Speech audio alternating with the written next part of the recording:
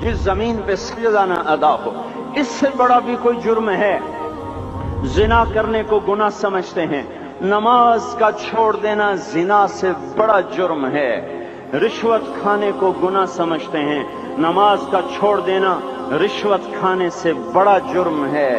قتل کرنا بڑا گناہ سمجھتے ہیں، نماز کا چھوڑ دینا قتل سے بڑا جرم ہے۔ سجدے ہی کا تو انکار کیا تھا شیطان نے کوئی زنا کیا تھا، کوئی قتل کیا تھا، کوئی شراب پی تھی، کوئی جوا کھیلا تھا، کیا کیا تھا؟ کوئی شرک کیا تھا۔ شیطان سجدے کا انکاری ہوا، ایک سجدے کا انکار کر کے وہ ہمیشہ کے لیے مردود ہو گیا۔ اس مسلمان کو ہوش نہیں ہے جو روزانہ دن میں 5 دفعہ 20 سجدوں کا انکار کیے بیٹھا ہوا ہے، اور پھر آرام سے روٹی کھاتا ہے، آرام سے چائے پیتا ہے، اور آرام سے کہے لگاتا ہے، اور آرام سے اخبار پڑھتا ہے، آرام سے بیوی کے پہلو میں لیٹتا ہے۔ ایک سجدے کا انکار ہو کر شیطان ہمیشہ کے لیے مردود ہوا۔ جس نے فجر کا انکار کیا سجدوں کا، پھر ظہر کے سجدوں کا مذاق اڑایا، پھر عصر کا مذاق اڑایا، پھر مغرب اور عشاء کا مذاق اڑایا۔ گھر میں نماز پڑھنا بھی چلو نہ پڑھنے سے تو بہتر ہے، پر یہ بھی نماز کا مذاق ہی ہے۔ اور 8ویں دن سر پہ ٹوپی رکھ کے آیا۔ 8 دن جس نے اتنے سجدوں کا انکار کیا، وہ اس بات سے نہیں ڈرتا کہ کہیں اللہ اسے مردود نہ کر دے۔ تو کیا ہوگا اس دن جب جن بچوں کی خاطر یا جس نفس کی خاطر اللہ کے بغاوت کی کہ اٹھا نہیں جاتا، آیا نہیں جاتا، گرمی بڑی ہے، سردی بڑی ہے، اندھیرا بہت ہے، کیا قبر کے اندھیرے یاد نہیں ہیں؟ کیا قبر کی گرمی یاد نہیں ہے؟ کیا جہنم کی آگ بھول گئے؟ کیا جہنم کے عذاب بھول گئے؟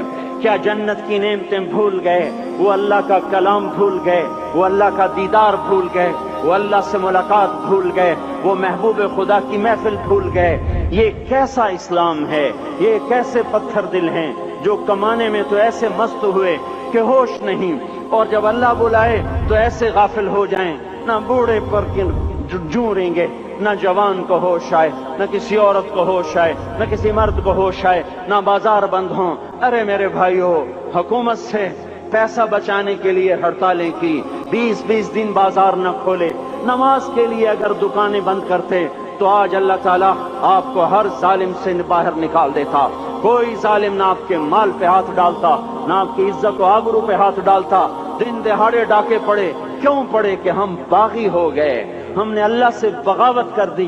کیا جمعے کے دن صرف اللہ بلاتا ہے؟ یہ جمعے میں اتنے کیوں آتے ہیں اور باقی دنوں میں کیوں نہیں آتے؟ یہ کیسی وفا ہے؟ اور ایسا وفاؤں والا اللہ کہ زمین بولے اے اللہ اجازت دے میں گلستان کالونی کو نگل جاؤں، سمندر بولیں مولا اجازت دے ہم چڑھ جائیں، فرشتے بولیں اے اللہ اجازت دے ہم انہیں ہلاک کر دیں، اور جس کے سجدے کا انکار ہوا پڑا، جس کا 8 بازاروں میں جس کی شریعت کا مذاق اڑایا جا رہا، وہ جس کوئی غیرت خود جوش میں آ رہی کہ یہ میرے بنے ہوئے گندے پانی کے بنے ہوئے نطفے سے بنے ہوئے میری غذا کھا کر، میرا رزق کھا کر، میری ہواؤں سے زندہ، میرے پانیوں سے زندہ، میری روٹی سے زندہ، میرے دیے ہوئے گوشت سے زندہ، میرے دیے ہوئے نظام سے زندہ، یہ میرے ہی منکر بن گئے۔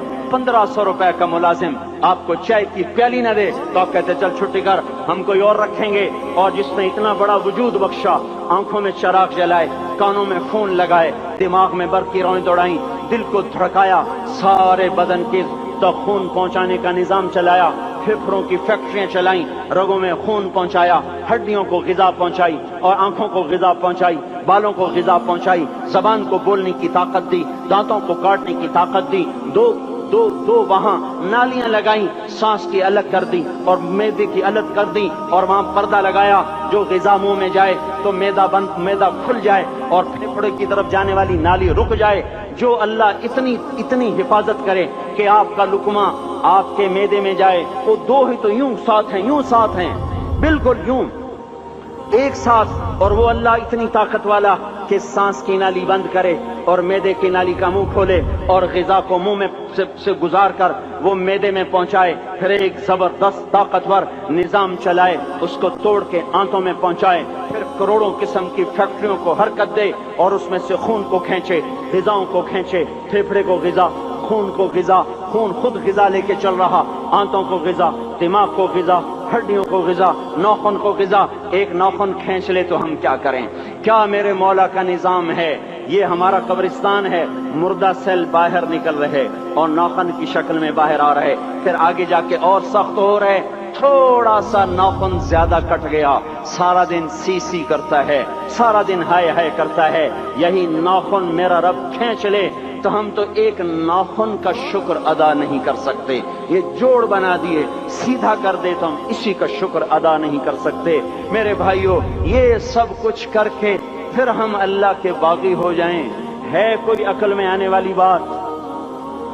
ہے کوئی سوچ بچار کی بات کہ 1500 صرف دیے اور اس نے چائے کی پیالی نہ دی تو نکال دیا، اس نے گاہک کو ڈیل نہیں کیا تو نکال دیا، اور یہ وجود کہاں سے خرید کے لائے؟ یہ زمین کس نے بچھا کے دی؟ والارض وضعها للانام، اے میرے بندو میں نے ہی تو تمہیں بنا کے دی، فاکہۃ، دیکھو میں نے تمہارے لیے پھل نکالا، والحب ذو العصف والریحان، میں نے ہی تمہارے لیے غلہ بھی بنایا اور بھوسا بھی بنایا، فبأي آلاء ربكما تكذبان، میری کیوں نعمتوں کو جھٹلاتے ہو؟ کیوں میرے باغی بنتے ہو؟ کس کس کا انکار کرتے ہو؟ دیکھتے نہیں ہو رب المشرق والمغرب، رب المشرقین والمغربین، میں تمہارے مشرق کا بھی رب ہوں، مغرب کا بھی رب ہوں، شمال کا بھی رب ہوں، جنوب کا بھی رب ہوں، فبأي آلاء ربكما تكذبان، پھر بھی تم میرے باغی ہو گئے، پھر بھی مجھے میری نعمتوں کو جھٹلاتے ہو۔ خلق الانسان من صلصال کالفخار وخلق الجان من مارج من نار، تمہیں مٹی سے بنایا، جن کو آگ سے بنایا، میری فبأي آلاء ربكما تكذبان، کیوں مجھے جھٹلاتے ہو؟ کیوں میری نعمتوں کا تم انکار کرتے ہو؟